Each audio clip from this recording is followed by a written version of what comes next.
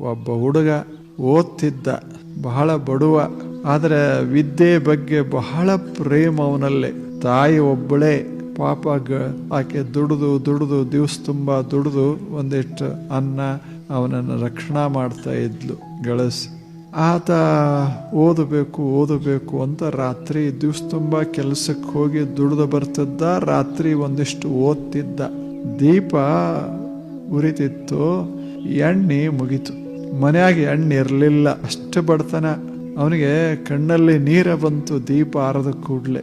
ಏನು ಮಾಡೋದು? ಈ ಕಡೆ ಓದಬೇಕು ಅನ್ನುವ ಒಲವ, ಬಹಳ ಪ್ರೇಮ, ಆದರೆ ಎಣ್ಣಿಲ್ಲ. ಆತ ಕಣ್ಣೀರ ಬಂದಿತ್ತು, ಹಾಗೆ ಮಲ್ಕೊಂಡ.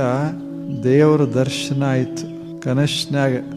ದೇವರು ಕೇಳ್ದ, ಏನೋ ಬಹಳ ನೀನು ಬುದ್ಧಿವಂತ, ಓದಬೇಕು ಅಂತೀಯಲ್ಲ, ಏನು ಬೇಕು ಹೇಳು, ನಿನ್ನ ಇಚ್ಛಾ ಏನದ ಹೇಳು, ಕೊಡ್ತೀನಿ ಅಂದ. ಅವಾಗ ಹುಡುಗ ಹೇಳ್ದ, ಭಗವಂತನೇ, ನಿನ್ನ ವಿದ್ಯಾ ಕೊಡೋದು ಬೇಡ, ನನಗೊಂದಿಟ್ಟು ಎಣ್ಣೆ ಕೊಟ್ಟು ಬಿಟ್ರು ಸರ್.